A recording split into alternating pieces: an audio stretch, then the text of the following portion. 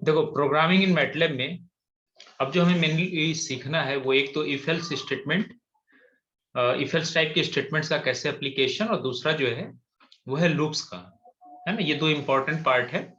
तो पहले programming in MATLAB में कुछ रिलेशनल ऑपरेटर को रिकॉल करते हैं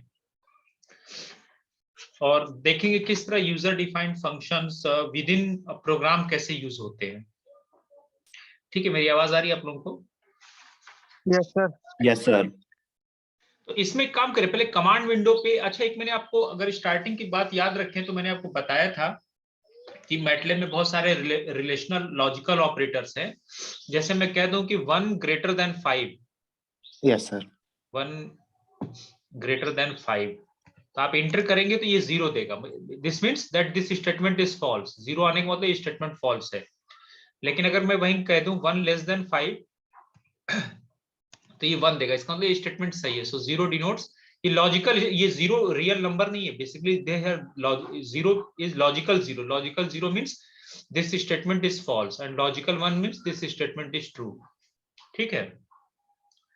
और प्रेसिडेंस ऑपरेटर आपको बताया था, अगर आप याद करो प्रेसिडेंस ऑपरेटर, तो हमने प्रेसिडेंस ऑपरेटर हम लोगों ने स्टार्टिंग में पढ़ी थी कि प्रेसिडेंस ऑपरेटर जो है वो बेसिकली कौन सा रूल फॉलो करता है। तो उसमें सबसे पहले पैरेंथेसिस को देते हैं, और अगर आई मीन ब्रैकेट्स को, और अगर एक से ज्यादा पैरेंथेसिस है तो जो इनर मोस्ट है उसको पहले प्रेसिडेंस मिलेगा ना, उसको प्रायोरिटी मिलेगी। पहले वो सॉल्व होगा, यस सर। बाद एक्सपोनेंशियल, फिर लॉजिकल, लॉजिकल नॉट, फिर मल्टीप्लिकेशन, डिवीजन, एडिशन, सब्ट्रैक्शन, और कोई रिलेशनल ऑपरेटर अगर है जैसे less than, greater than, equal to वगैरह, या निगेशन, या लॉजिकल एंड और लॉजिकल और वगैरह। तो अब यहाँ पे जो मैं बताना चाह रहा हूँ कुछ ऐसे पॉइंट्स है जो हम जो मैथमेटिकल कैलकुलेशन करते हैं और जब कमांड, जब मैटलैब में वो कमांड एग्जीक्यूट होते हैं, तो क्योंकि मैटलैब के अपने कुछ रूल्स है, सेट ऑफ रूल्स है। जैसे अगर आपको स्टार्टिंग में याद होगा कि मैं x इज इक्वल टू 1, अगर मैं सिंपली लिख दूं x is equal to x plus 1, x plus 1, तो या 2x, x is equal to 2x, x is equal to 2 into x, 2 into x plus 1। तो मैथमेटिक्स में इसका मतलब ये हुआ कि अगर आप इस स्टेटमेंट को सॉल्व करो तो x की वैल्यू 1 आ गई। ठीक है, अगर मैं लिख दूं x equal to 2x plus 1, तो मैथमेटिकली तो इसकी वैल्यू, इस इक्वेशन का मतलब सॉल्व करोगे तो 2x minus x is equal to -1 हुआ, तो x की वैल्यू -1 हो गई। लेकिन यहाँ मैटलैब में क्या है, मैटलैब में क्योंकि हमने जो रूल सेट किए वो जो राइट साइड में जो भी लिखा जाता है वो लेफ्ट को असाइन होता है। So this statement is meaningless. You have to assign, you have to, जैसे मैं अगर यहाँ पे ये रन करूँ ना तो देखो ये क्या देगा, अनडिफाइंड वेरिएबल फंक्शन। अब मैं अगर इससे पहले जैसे मान लो मैंने x को वैल्यू दे दिया 2 और इंटर करके, और फिर यहाँ पे x is equal to x plus 1 लिया, तो 2 इंटू 2 4 प्लस 1, x की वैल्यू 5 आ जाएगी। मतलब ये जो ऊपर x की वैल्यू 2 थी, ये यहाँ पे 2x, 2 इंटू 2 4 प्लस 1 5, और 5 इस x को असाइन हो गया। ठीक है ना। तो जो भी राइट साइड में जो भी इनपुट आर्गुमेंट आप यूज करो उसकी वैल्यू पर पहले असाइन करनी जरूरी है, और ये सीक्वेंशियल रीड करता है। जैसे x इक्वल टू हमने 2 दिया तो पहले यहाँ पे यूज करना, तो इससे पहले इसकी वैल्यू यहाँ होना चाहिए क्योंकि सीक्वेंस में रीड करता है। जैसे अगर इसी को मैं दे देता, मान लो मैं कह देता y is equal to y plus 3, y is equal to y plus 3, और इसके बाद मैं देता y is equal to 4, y is equal to 4, तो ये मीनिंगलेस है। देखो y इज इक्वल टू 4 ही रह गया आपने जो बाद में दिया। तो जो y यूज होना है ना बेसिकली उसको ऊपर देना पड़ेगा। तो जैसे मान लो मैंने दिया z इज इक्वल टू 3 और फिर लिखा z is equal to z plus 4 या 3 जो भी ले लो 3। तो अब ये सेल्स z इक्वल टू z, अच्छा वो एक ही लाइन में हो गया, सॉरी। कहने का ये मतलब जैसे z इज इक्वल टू या x इज इक्वल टू मैंने दे दिया 3 4, और फिर नेक्स्ट लाइन में कर दिया x is equal to x plus 1, तो ये एग्जीक्यूट हो जाएगा। 4 x की वैल्यू थी, 4 में 1 ऐड करके इस x को लेफ्ट में असाइन हो गया। तो ये मैटर नहीं करता कि y equal to x plus 1 लिखो या x equal to x plus 1, जो भी राइट में x है उसकी वैल्यू देगी, और ये सीक्वेंशियल रीड करता है ना। अगर x इक्वल टू 4 मैं बाद में दूंगा तो 4 ही वैल्यू रह जाएगा, 5 नहीं होगा। तो एक तो मैटलैब अपना सीक्वेंस फॉलो करता है। दूसरा जो है, मैं थोड़ा सा रिलेशनल ऑपरेटर के बारे में बताना चाह रहा था कि जैसे अगर मैं ये कहूं कि x is equal to -2, suppose करो x इज इक्वल टू -2 है, और सेमी कॉलन लगा देता हूं ताकि इको ना हो, वैल्यू डिस्प्ले ना करे, और y की वैल्यू मैंने 5 दे दिया, y की वैल्यू 5 दे दिया, ठीक है। और अब मैंने इसको लिखा -5 less than x less than -1। बताए क्या क्या वैल्यू आएगा अगर मैं इंटर करूंगा तो?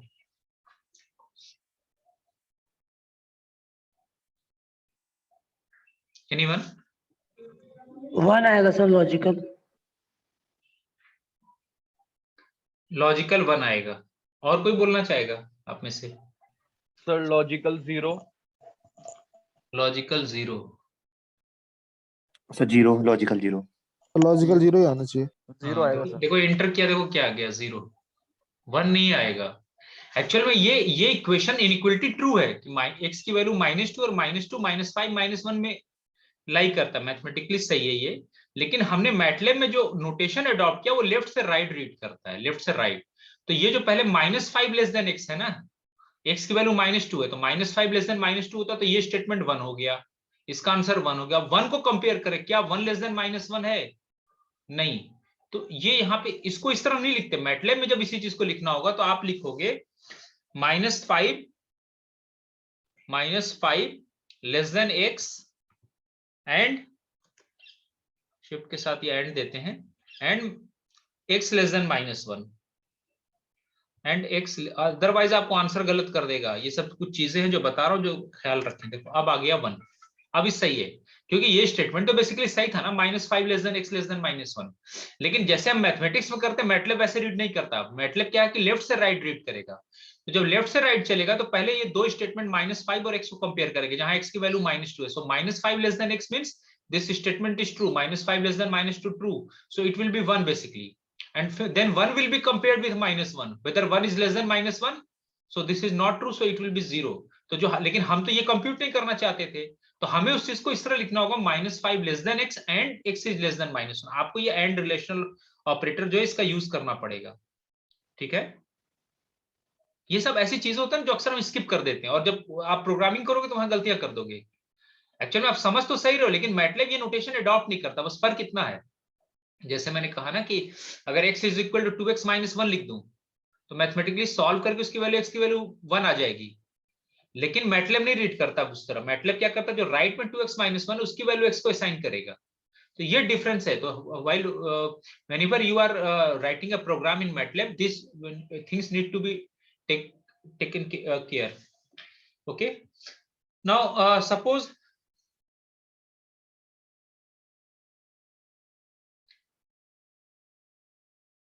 okay, what will be negation of, this is used for negation, ये शिफ्ट के साथ ये निगेशन, अगर मैं कहूंगी negation of y less than 7 तो क्या आएगा? So negation of y less than 7, किसको प्रेसिडेंस है पहले बताएं? कौन पहले एग्जीक्यूट होगा, निगेशन या ब्रैकेट के अंदर y लेस देन 7?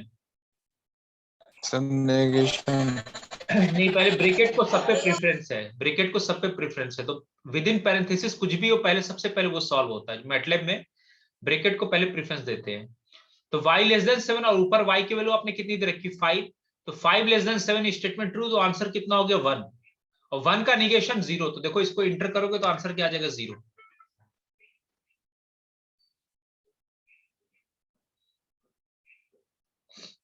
ठीक है।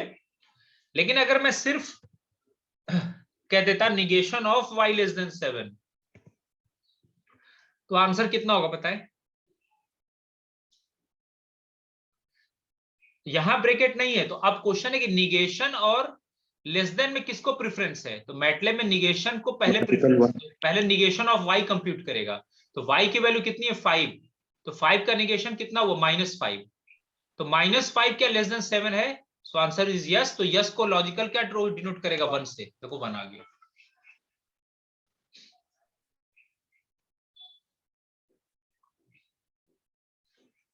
ठीक है, यहां तक डाउट तो नहीं किसी को? No sir. करोगे तो इसका मतलब अगर आपको -5 less than x less than -1 लिखना है मैटलैब में, तो आप उसको लिखोगे -5 less than x and x आपको ब्रेक करना पड़ेगा, एंड ऑपरेटर यूज करके इसको ब्रेक करना पड़ेगा, ठीक है ना। तो बहुत सारे मैटलैब में बिल्ट इन कमांड है, लेकिन ये जो प्रेसिडेंस है ना, ऑपरेशंस का ऑर्डर ऑफ प्रेसिडेंस, इसमें हम सबसे पहले पैरेंथेसिस को देते हैं, और अगर एक से ज्यादा पैरेंथेसिस है तो इनर मोस्ट पहले एग्जीक्यूट होगा, जैसे आप सॉल्व करते हैं क्वेश्चंस, फिर उसके बाद एक्सपोनेंशियल, फिर निगेशन, लॉजिकल नॉट जिसे कहते हैं, उसके बाद मल्टीप्लिकेशन, डिवीजन, फिर एडिशन, सब्ट्रैक्शन, फिर रिलेशनल ऑपरेटर जैसे greater than, less than, equal to, ये सब है, और उसके बाद लॉजिकल एंड लॉजिकल और, है ना, ये सब सबसे नीचे आते हैं प्रेसिडेंस ऑर्डर में। बिल्ट इन लॉजिकल फंक्शंस, अच्छा कुछ ऐसे लॉजिकल फंक्शंस में मैटलैब में ऑलरेडी बिल्ट इन है, तो चले मैं उन सबको ऐसा करेंगे ना कि अब जैसे अरे को भी आप कंपेयर कर सकते हो, अगर देखो ना तो दो अरे को भी आप कंपेयर कर सकते हो। जैसे अगर मैं मान लो ये कह दूं, जैसे मान लो एक अरे आपने दे दिया, अब एक अरे आपने कुछ इंटर कर दिया, b इज इक्वल टू कुछ एलिमेंट्स इंटर कर दिए, मान लो मैं अच्छा ये तो मालूम है दो अरे कंपेयर कब होते हैं, जब उनकी साइज सेम होती है। तो जैसे मान लो 15 कर दिया, 6 कर दिया, 9, 4 11, 4 11, 7 14, ठीक है ना, 14 कर दिया, और सेमी कॉलन लगा देते हैं ताकि इको ना हो, मतलब ये अदरवाइज ये स्टेटमेंट फिर अगली बार रिपीट हो जाएगा। और c इज इक्वल टू दे देते हैं, c इज इक्वल टू देते 820, 820, 9 2, 9 2, 19 7, 19 7 10, ठीक है ना, ये भी सेमी कॉलन लगा देते हैं। अब टर्म बाय टर्म कंपेयर, ऐसा एक्चुअल में जब यहां जैसे मान लो मैं लिख दूं ना c greater than equal to b का क्या मतलब होगा, जैसे मैं कहूंगा c greater than equal to b, इसका क्या मतलब होगा, तो ये कॉरस्पॉन्डिंग एलिमेंट, क्योंकि दोनों अरे की साइज सेम है, तो 15 को 8 से कंपेयर करेगा, अगर ये स्टेटमेंट ट्रू है तो वहां पे 1 देगा, और अगर फॉल्स है तो उस जगह 0 होगा, फिर 6 को 20 से कंपेयर करेगा, 9 को 9 से, 4 को 2 से। तो अब देखो जैसे इंटर किया तो क्या आ रहा है, देखो आप टोटल 7 एलिमेंट्स हैं, 1 क्रॉस 7 का ये मैट्रिक्स कह सकते हो, या अरे कह लो, वन डायमेंशनल अरे। तो देखो 15 ग्रेटर देन इक्वल टू 8 क्या है, यहां से उल्टा c less than c greater than equal to, क्या 8 ग्रेटर देन इक्वल 15 है, नहीं, तो वहां पे 0 आ गया। क्या 20 ग्रेटर देन इक्वल टू 6 है, यस, तो वहां पे 1 आ गया, है ना। 9 ग्रेटर देन इक्वल टू 9 है कि नहीं, यस, तो आंसर 1 हो गया। आगे समझ में, ये c greater than equal to, yes sir. हाँ, तो जैसे मैं कह दूं f is equal to b minus c, मान लो f को मैंने असाइन किया b माइनस सी की वैल्यू, b माइनस सी, और whether this is greater than 0 और नॉट,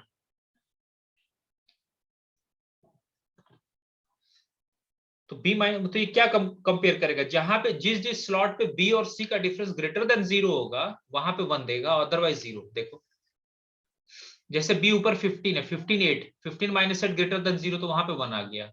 यहाँ 6 माइनस 20 ग्रेटर देन 0 नहीं, निगेटिव आ जाएगा, तो वहां 0 आ गया, है ना। तो इस तरह आप इन रिलेशनल ऑपरेटर्स को यूज करके, रिलेशनल ऑपरेटर्स मींस ये जो ग्रेटर देन इक्वल टू और less than equal to, negation, double equal to, comparison के लिए यूज करते हैं। अब जैसे मैं ये कह दूं b डबल इक्वल टू सी दे दिया, मैटलैब में सिंगल इक्वल टू असाइनमेंट के लिए यूज होता है, डबल इक्वल टू कंपैरिजन के लिए यूज होता है। तो b इक्वल टू सी, तो b और c को कंपेयर करेगा, तो देखो जिस स्लॉट पे b और c सेम होंगे वहां पे 1 देगा, अदरवाइज 0। तो देखो थर्ड स्लॉट 9 और 9 सेम है, तो 9 और 9 पे यहाँ 1 आ गया, यहाँ 7 और 7 पे दोनों सेम है, तो ये 1 कंपेयर कर लिया, अदरवाइज क्या है, हर एक जगह 0 है।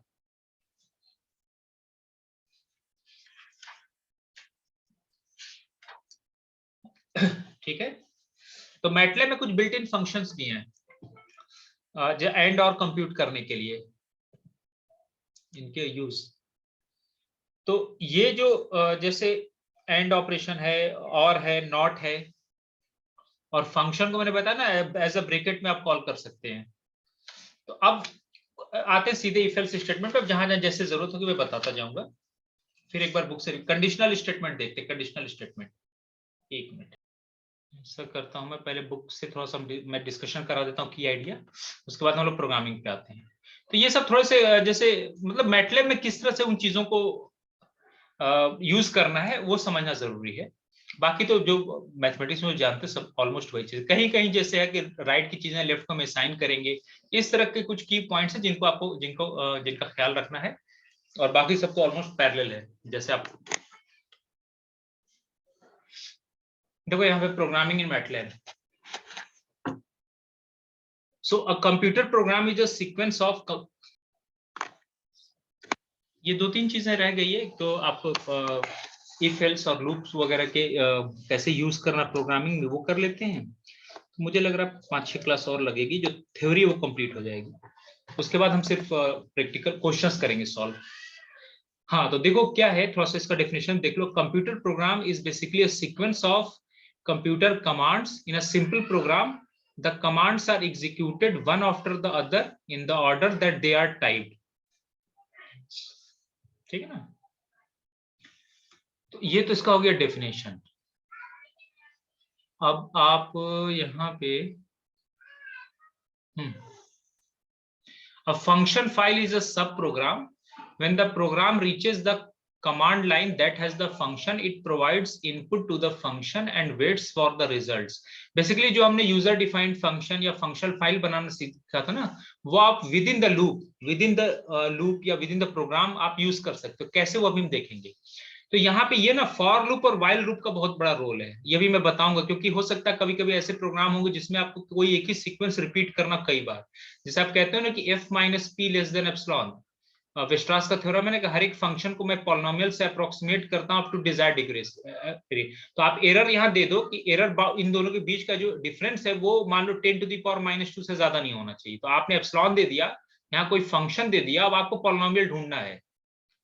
तो मान लो ये तब तक एग्जीक्यूट करेगा जब तक ये चीजें ना आ जाए, है ना। तो उसमें दो चीज होगा, एक तो ये होगा कि लूप को आपको कितनी बार रन कराना है, या दूसरा ये चीज होगा कि कोई कंडीशन मीट जब तक ना कर जाए तब तक प्रोग्राम रन करे।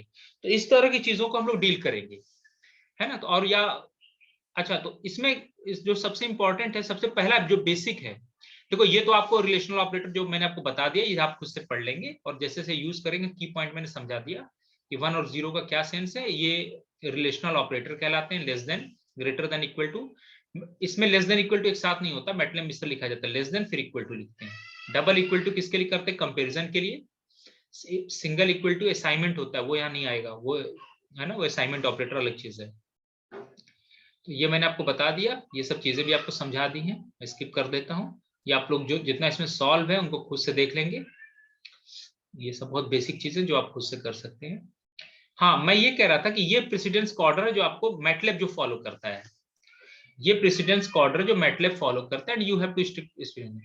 हाईएस्ट प्रेसिडेंस किसको मिलता है, नेस्टेड पैरेंथेसिस ब्रैकेट को, और एक से ज्यादा तो इनर मोस्ट पहले कंप्लीट होगा, उसके बाद एक्सपोनेंशियल, फिर निगेशन है, निगेशन और ग्रेटर देन इक्वल टू में पहले निगेशन कंप्लीट है ना। वहां पे जब निगेशन ऑफ लिखा था y लेस देन 7, ये निगेशन को पहले प्रेफरेंस दिया गया, तो निगेशन पहले कंप्लीट होगा, वो देखो लेस देन नीचे आ रहा है।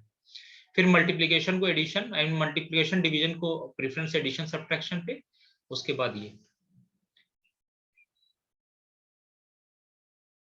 अच्छा आप इसे या तो इस तरह लिख दो, ये जो अभी मैंने आपको एग्जांपल बताया वो ये एग्जांपल है, वो एग्जांपल इसे पढ़ लेंगे, ठीक है।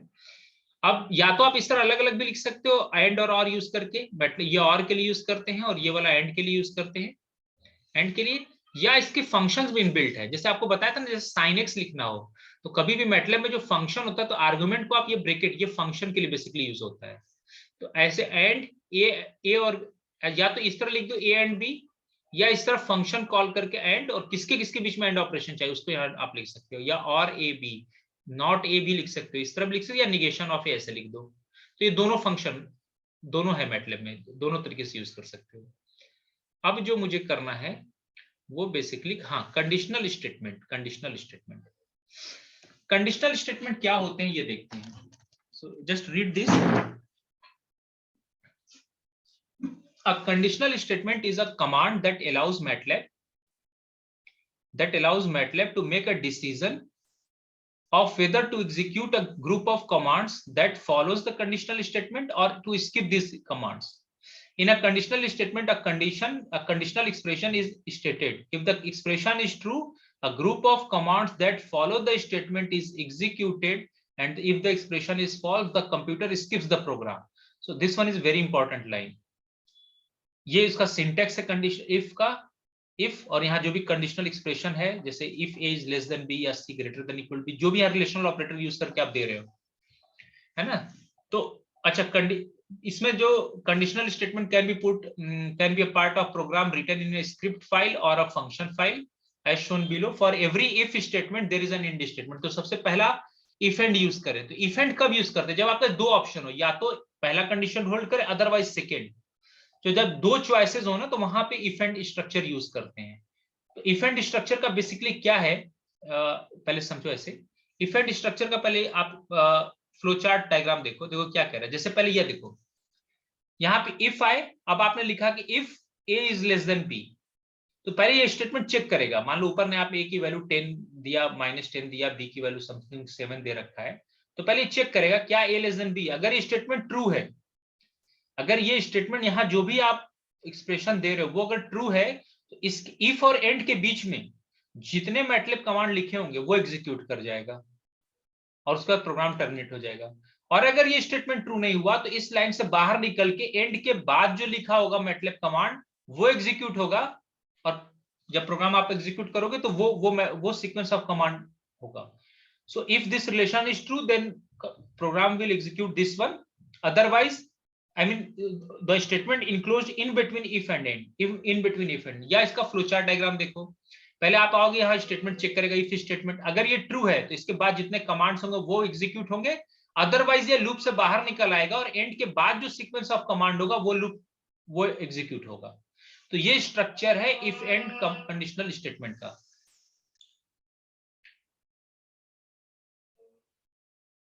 तो आपको ये समझ में आया कि इफ एंड कंडीशनल स्टेटमेंट हम कब यूज करेंगे? जब आपके दो चॉइस हो, या तो ये हो या ये हो। जब दो चॉइस हो तो हमेशा हम क्या करेंगे, प्रोग्रामिंग करते वक्त इफ एंड, अच्छा इफ के साथ हमेशा एंड मैच होगा। तो ये सब इसमें लिखा हुआ है।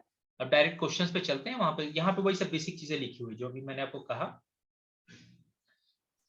The if and structure of the conditional statement is shown schematically in figure 7.1. The figure shows how the commands are typed in the program, and a flowchart that symbolically shows the flow or the sequence in which the commands are executed. So as the program executes, it reaches the if statement. If the conditional expression in the if statement is true, the program continues to execute the command that follows the if statement and all the way down to the end statement. If the conditional expression is false, the program skips the group of commands between the if and the end structure and continues with the command that follows the end. The word if and end appear on the screen in blue color, and the commands between them and between the if statement and the end statement are automatically indented. तो इसको समझने के लिए सबसे अच्छा problem ये है। बहुत ही अच्छा क्वेश्चन है, देखो बिल्कुल बेसिक है, और आप एक प्रोग्राम अच्छे से समझ लो, फिर जब आप अप्लाई करोगे चीजें समझ में आएगी। इस क्वेश्चन को पढ़े, उसके बाद मैं एक्सप्लेन करता हूँ। पहले हम लोग इसको पहले समझ लेते हैं, फिर उसके बाद मैटलैब पे जाके से इंप्लीमेंट करके देखते हैं चीजें। देखो समझ यहाँ पे क्या लिखा हुआ है। A worker is paid according to his hourly wage up to 40 hours and 50% more for overtime, है ना। मान लो कोई वर्कर पर आवर उसका कुछ पेमेंट है, अगर वो 40 आवर्स तक वर्क करता है, 40 आवर्स टोटल, मान लो उसको वर्क 40 आवर्स से 40 आवर्स से कम है, तब तो उसका जो रेट फिक्स है उस पे दिया जाएगा। और अगर 40 से एक्स्ट्रा करता है तो जो एक्स्ट्रा 40 आवर्स से वो वर्क करेगा उस पे उसके 50% उसको और सैलरी दी जाएगी, या जो भी उसका डेली वेजेस होगा, जो भी आवरली वेजेस होगा, आवरली वेज होगा, वो उसको दी जाएगी। तो आपको एक प्रोग्राम लिखना है स्क्रिप्ट फाइल में that calculates the pay to a worker. The program asks the user, देखो यहाँ important point, the program asks the user to enter the number of hours and hourly wage. The program then display the pay, और फिर पे को display करना है। तो अगर यूजर को मैनुअली, मतलब यूजर में जो प्रोग्राम लिख रहा है ना, जो एग्जीक्यूट करेगा, जैसे so we are the users, so we need to enter it manually, enter the number। तो आपको याद है इसके लिए क्या यूज किया था? Input command. आपको बार बार इनपुट कमांड यूज करके आवर्स और आवरली वेज आप जो भी दोगे उसके हिसाब से फार्मूला। और यहाँ दो चॉइस है, दो चॉइस क्या बनेगा कि उसने जो टाइम ऑफ आवर्स वर्क किया वो 40 से कम है whether T is less than 40 और टी इज ग्रेटर देन 40। अच्छा, अगर टी लेस देन 40 होगा, मान लो आपने जो भी टी इंटर किया, आपने जो भी टी दिया और उसका आवरली वेज है, जो भी उसका रेट फिक्स किया काम करने का, तो उन दोनों का टी आई मीन जितने आवर वो वर्क कर रहा है नंबर ऑफ आवर्स, और जो उसका कह दो पे आवरली वेज है ना, मान लो आवरली वेज में कह दूं, तो इन दोनों का मल्टीप्लिकेशन उसका टोटल पे बनेगा। तो यहाँ दो केस है, एक तो टी लेस देन 40 पे क्या हो जाएगा, इन दोनों को सिंपली मल्टीप्लाई कर देंगे, तो जो उसका पे बनेगा वो कितना बनेगा, टी इंटू एच। लेकिन अगर 40 से ऊपर है तो 40 घंटे तक का हम कितना पेमेंट करेंगे, 40 घंटे का तो इसी फार्मूले से पेमेंट करेंगे, और बाद का जो होगा उसमें 0.50 से और मल्टीप्लाई कर देंगे, जो एक्स्ट्रा आवर्स होंगे 40 से ऊपर। तो यहाँ दो चॉइसेस हुए कि नहीं, दो चॉइस हुआ ना, एक टी लेस देन 40 के लिए और एक टी ग्रेटर देन 40। आपको क्लियर हुई बात? Yes sir. Yes sir. देखो ये इंपॉर्टेंट है ना कि आप इफ एंड स्टेटमेंट कब यूज करोगे, तो जब एग्जैक्टली दो चॉइस हो तो आप वहां पे इफ एंड यूज करोगे। तो अब यहाँ पे क्या है, the program in script file is shown below. The program first calculates the pay by multiplying the number of hours by the hourly wage. Then an if statement checks whether the number of hours is greater than 40. If yes, the next line is executed and the extra pay for the hours above 40 is added. If not, the program skips to the end. देखो अब यहाँ देखो, जैसे आपने दिया t is equal to input, और ये जो भी ब्रैकेट में लिखोगे स्क्रीन पर डिस्प्ले होगा, जैसे please enter the numbers of hours work. तो मान लो आपने कीबोर्ड के थ्रू दिया है 40 या 70 जो भी दिया, फिर नेक्स्ट आपको क्या कह रहा है कि please enter the hourly wage, आपने वो भी कीबोर्ड के थ्रू कुछ इंटर किया, तो पे का फार्मूला होता है टी इंटू एच। लेकिन ये पे का फार्मूला कब होगा, तो ये तो पहले ये तो पे का रिलेशन हो गया, 40 आवर तक की होगी सर। Very good. अब यहाँ पे आप कंडीशन लगाओगे, इफ एल्स स्टेटमेंट देखो कितना सही यूज किया हुआ है, if time entered is greater than 40, तो पे इस फार्मूले से होगा, जो पे आप पहले टी इंटू एच किए थे वो, प्लस अगर 40 से ऊपर कुछ है तो 40 घटा जो एक्स्ट्रा आवर्स हो गया उसमें 0.5 आवरली वेज से मल्टीप्लाई कर दे। और अगर टी ग्रेटर देन 40 नहीं है तो इफ के बाहर स्टेटमेंट आगे, यहाँ पे इफ एंड के बीच अगर ये रिलेशन ट्रू है तो इफ और एंड के बीच में ये वाला एग्जीक्यूट होगा और बाहर निकल आएगा, अदरवाइज ये अगर ये रिलेशन फॉल्स है तो यहां से एग्जीक्यूट करके एंड के बाद जो सीक्वेंस मैटलिब कमांड होंगे वो आ जाएगा। सो एफ प्रिंटफ, और एफ प्रिंटफ स्क्रीन पे डिस्प्ले कराने के लिए देते हैं। The workers pay is $%, ये फॉर्मेटिंग कमांड पहले बता चुका, पे को इस एड्रेस पे प्रिंट कराना, ये फॉर्मेटिंग है। 5.2 मतलब टोटल फील्ड विथ 5 होगी और डेसिमल के बाद 2 डिजिट तक, ये परसेंटेज एड्रेस के लिए कहते हैं, और वेज उसका पेमेंट डॉलर में हो रहा है। अब देखो आंसर कैसे है, जैसे आपको जैसे इसको प्रोग्राम को लिखोगे तो अभी मैं करके दिखा देता हूं, आपसे पूछेगा please enter the number of hours work. मान लो आपने मैन्युअली कीबोर्ड के थ्रू 35 इंटर किया, क्योंकि 2 इनपुट दिया तो 2 बार पूछेगा, please enter the hourly ways in dollar, आपने 8 दिया तो आपको वर्कर्स पे इतना दे दिया 280। अब मान लो दोबारा आप इंटर कर, आपने दोबारा इंटर किया, फिर पूछेगा आपसे please enter the numbers of hours. मान लो आपने मैन्युअली 50 दिया और नंबर ऑफ आवर्स का जो वेज है वो आपने $10 फिक्स किया, तो वर्कर्स पे वो उस वाले फार्मूले से कंप्यूट करेगा। एक काम करते हैं, तो अब ये यहाँ दो चीजें आपको करना क्या है कि एक तो इफ एंड स्टेटमेंट कब लगाएंगे ये क्लियर हुआ कि जब दो चीजें हैं तो इफ एंड स्टेटमेंट हम यूज करेंगे। दूसरा, अगर मैन्युअली इंटर करना है तो आप इनपुट कमांड को, अगर बार बार एक ही प्रोग्राम से आप वैल्यू कंप्यूट करना चाहते हो तो सबसे अच्छा है कि आप इनपुट कमांड यूज करो। तो मैं इसको सॉल्व करके दिखाता हूं आपको।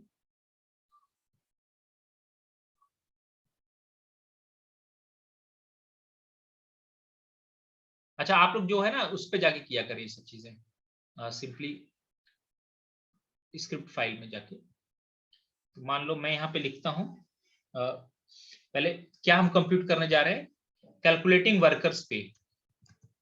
तो पहले आप कमेंट दे दो कैलकुलेटिंग। अब क्या था टी, पहले तो आपको क्या इनपुट करना है, T is equal to input. Input command बड़ा यूजफुल है, अगर एक ही प्रोग्राम को आपको कई बार उसी से फार्मूले कंप्यूट करना चाहते हो। इंटर और इन्वर्टेड कॉमा बताया था, सारा टेक्स्ट लिखोगे, please enter the number of hours worked, please enter the number of hours worked.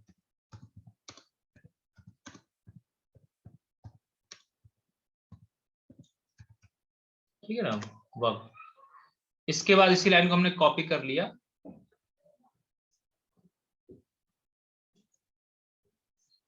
और यहाँ टी की जगह एच कर दिया। एच क्या डिनोट कर रहा है? Please enter the number of hourly wages.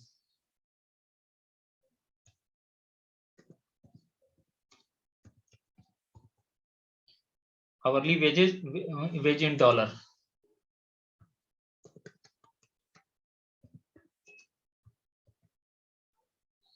In dollar है ना, ये टी और एच हो गया। ये आपने इनपुट कमांड दिया तो आपसे खुद पूछेगा ये। इसके बाद आप फार्मूला बता दें। पहले फार्मूला क्या है? तो हमने लिखा pay is equal to T into H. अब इसके बाद आप कंडीशनल स्टेटमेंट यूज करो। क्या कंडीशन? दो चॉइस है ना। तो पहले if T is greater than 40,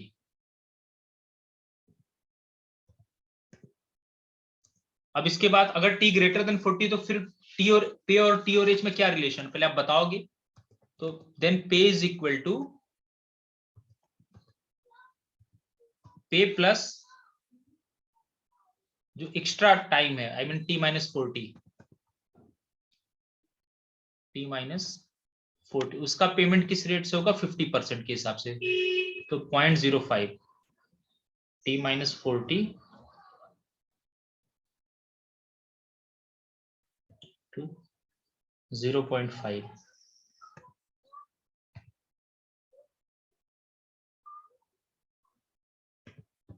star H है ना, आपने ये बता दिया। इसके बाद इफ के बाद एंड होगा। अच्छा, एंड जो यूज करते हैं ना, एंड, हर एक एफ एंड पे खत्म होगा तो इसको क्या करते हैं, उसी के नीचे लिखते हैं ताकि मैच करे, आपको समझ। जैसे एक से ज्यादा भी तो मान लो यहाँ एक ही है तो वो इफ एंड खुद ही मैच करे। वो देखो दोनों ब्लू हो गया, लिखा हुआ था ना इफ एंड। और अगर ऐसा नहीं है तो इसके बाद प्रोग्राम एग्जीक्यूट कर जाए और क्या स्क्रीन पे डिस्प्ले कर दे? F print F. जो भी आपको स्क्रीन पे डिस्प्ले कराना वो F print F command use करके। एफ प्रिंट एफ में एडवांटेज है कि आप फॉर्मेटिंग भी कर सकते हैं, पीछे मैं बता चुका हूं। So the workers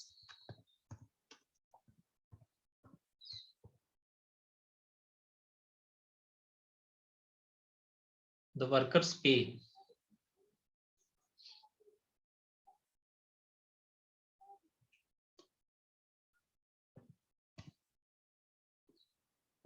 the workers पे इज, मान लो डॉलर में आप ही डिस्प्ले कराना चाहते हो तो डॉलर में। और परसेंट 5.2f का भी मीनिंग बता चुका हूँ, फॉर्मेटिंग के लिए यूज होता है 5.2f और इन्वर्टेड कॉमा, ठीक है ना। इसके साथ वर्कर्स, अच्छा अच्छा, एक तो द वर्कर्स के साथ हो गया। अच्छा, दो अलग अलग ये।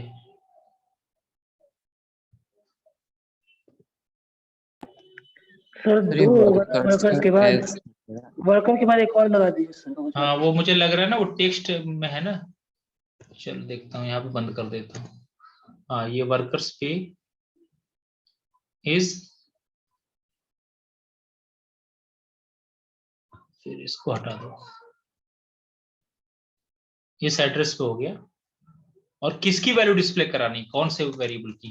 पे की, है ना। पे का एड्रेस क्या होगा? ये परसेंट, जहां परसेंट दिया with in F print command, percent जो होता है ये वो होता है जहां पे वैल्यू डिस्प्ले करानी होती है, और 5.2 इसका फॉर्मेट होता है। तो अब देखो जब रन करेंगे तो मान लो जब रन करो पहले तो, क्योंकि स्क्रिप्ट फाइल में नाम मांगेगा सेव करने का, चलो इसका मैं नाम पे कर देता हूँ, ठीक है। और सेव हो गया ये। अब जब आप इसको सर 8 लाइन में एफ प्रिंट एफ कर दीजिए सर, RINT लिख रहा है।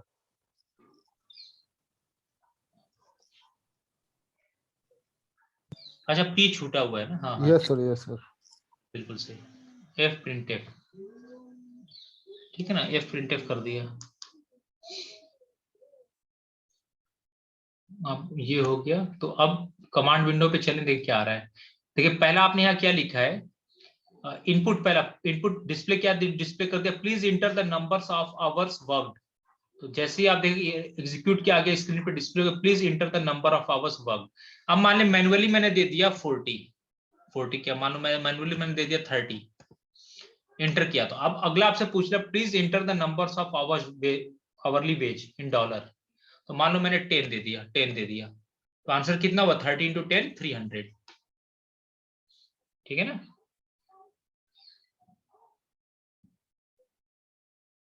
अच्छा एफ प्रिंटफ में एरर दिखा, number of workers, the workers पे इज डॉलर, इसमें कुछ गलती है, क्या गलती है? ये तो पूरा यहाँ से यहाँ होना चाहिए। अच्छा एक काम करो, इसको ना ऐसे हटा दो, आप देखो नंबर ऑफ वर्कर्स पे इज, क्योंकि इन दोनों को टोटल इन्वर्टेड कॉमा में होना चाहिए ना, देखिए क्या आता है। यहाँ से डबल वाले इन्वर्टेड कॉमा लगा दें दोनों तरफ और अंदर वो सिंगल वाला। हाँ हाँ हाँ, अच्छा ऊपर ना सीएलसी दे दो ताकि पुराना वैल्यू जो है वो हट जाए, सीएलसी। हाँ अब रन कराते हैं तो हाँ, please enter the number of hour bug.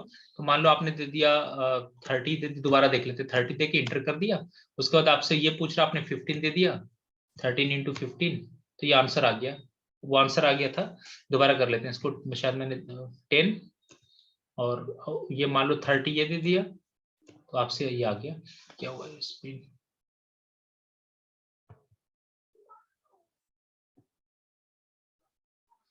अच्छा 45 लिखो, 45, फिर ये 10 का रेट है, तो ये आंसर आ गया। हाँ चला गया आंसर। इधर इधर देखो, इधर ये स्क्रीन बड़ा करेंगे इस पर, देखो ये आपने 10 किया था और तो पे आ गया था 475, फिर 45 मान लो दोबारा आपसे पूछ रहा है, देखो यहाँ पे 45 आपने दिया तो और 15 इसका रेट कर दिया, तो अब देखो यहाँ पे आ गया, आपने आवरली वेज क्या दिया था 15 रेट फिक्स किया था और टी की वैल्यू 45 दिया, तो मल्टीप्लाई करके 712.50 आ गया। ये यहाँ पे वो वर्क जो है ना वर्क स्पेस में सेव भी हो जाता है, जो आप ये कर रहे हो वर्क स्पेस में सेव भी हो जाता है। तो ये सब मतलब ये तो आप खुद से रन कर लोगे, जिसमें की पॉइंट आप लोग जो समझने लायक है वो ये है कि ये इवेंट कब यूज करना है प्रोग्रामिंग करते वक्त। बस आपको ये रखना चाहिए कि देखो अगर अगर ये इफ स्टेटमेंट वो रीड करेगा, आपने जो वैल्यू इंटर किया मान लो 45, अगर वो रिलेशन चेक करेगा 45 ग्रेटर देन 40, तो ये जस्ट एग्जीक्यूट करके तब यहां से बाहर निकलेगा। और अगर ये फॉल्स है तो ये पे वाले इफ से पहले जो पे स्टेटमेंट वहां के बाद और एंड के बाद एफ प्रिंटफ पे आ जाएगा। तो समझ में आ गया इफ एंड कब यूज करते हैं, और इफ के साथ ये एंड होगा। और इनपुट कमांड क्यों देते थे मैनुअली? मैनुअली। हाँ अदरवाइज आपको जाके बार बार प्रोग्राम में चेंज करना पड़ेगा। अगर आप इनपुट कमांड यूज नहीं करोगे तो आपको बार बार जाके प्रोग्राम में चेंज करना पड़ेगा। तो उससे बचने के लिए हम इनपुट कमांड दे देते हैं, तो जितने इनपुट कमांड दोगे उसके अंदर जो भी आप इन्वर्टेड ये है वो स्क्रीन पे डिस्प्ले होगी। वो आपसे वैल्यू पूछेगा, यूजर से पूछेगा कि क्या टी और एच की क्या वैल्यू आप दे रहे हैं, उसके हिसाब से कंप्यूटेशन करेगा। तो ये है, तो आज ये प्रोग्रामिंग का पहला पार्ट मैंने बताया आपको। उसी तरह इफ एल्स एंड स्ट्रक्चर है, जब 4 केसेस होते हैं तो यूज करते हैं। तो पहले काम करते हैं, इस पे कुछ क्वेश्चंस आप लोग करें, फिर वो हम अगले क्लास में कंटिन्यू करेंगे। तो इसमें और इसके बाद मुझे लूप्स कराना है, इसमें ये करा दूंगा तो मतलब प्रोग्रामिंग का मिनिमम जो है जो आपको हर जगह जरूरत पड़ेगी वो कंप्लीट हो जाएगा। उसके बाद थोड़ा सिंबलिक कमांड में और कुछ न्यूमेरिकल प्रॉब्लम देखेंगे, एरर वगैरह कैसे कंप्यूट करते हैं वो सब सॉल्व करेंगे। सर आपने सर ये क्या लिखा है एफ प्रिंट एफ के बाद सर द वर्कर पेज के बाद? सर वर्कर पेज ये आपने क्लास नहीं की थी, ये 5.2 फॉर्मेटिंग बताया था, जैसे जो वैल्यू आप डिस्प्ले करा रहे हो ना ये 5 बताता है, 5 बताता है कि टोटल फील्ड विथ 5 होनी चाहिए। जैसे इसके पहले ऐसे काम करो 0 लिख दो, अब आंसर पे जाओ तो होगा क्या, जैसे मान लो आपने 50 इंटर किया, 50 इंटर किया, फिर आपसे आवरली वेज रेट पूछ रहा है, मान लो 40 इंटर किया, ये कंप्यूट करके दिया। अब देखो ये टोटल ना 1 2 3 5 6 7 मतलब ये टोटल कितना हो गया 2200। हाँ टोटल फील्ड विड्थ जो होगा 5.2 दिया था ना 5.2। सर अच्छा ये इससे एक्सीड कर गया, बल्कि एक काम करो उसमें ना 8 कर दो, वहां पे 8 कर दो तो समझ में आ जाएगा 8।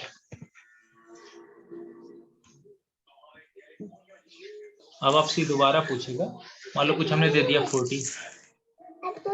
ऐसा कोई फॉर्मेट है जिसमें अगर 8 से कम वैल्यू हो तो 80 दे, जैसे सर अपने आप से ऑटोमेटिक हो सर उसमें?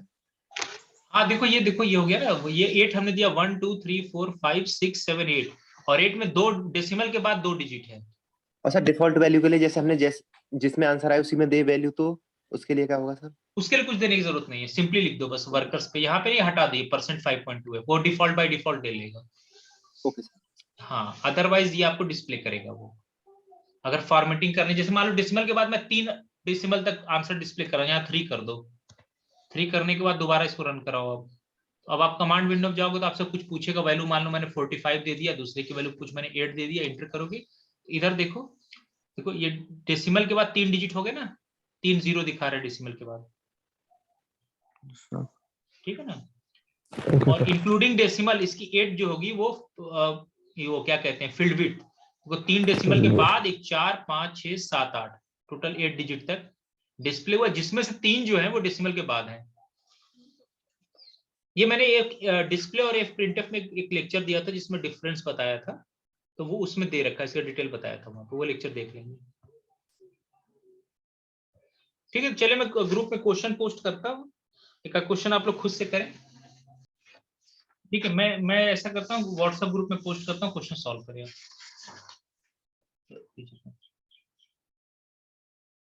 अभी जितना पढ़ाया उस पे दे रहा हूँ, उसको सॉल्व करके पोस्ट करें सोल्यूशन।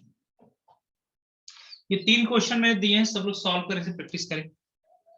छोटे छोटे सब क्वेश्चन है, चेक करें रिलेशन ऑपरेटर वगैरह। इसके बाद क्वेश्चन नंबर 7 वो कर ले, तो क्वेश्चन नंबर 7 है।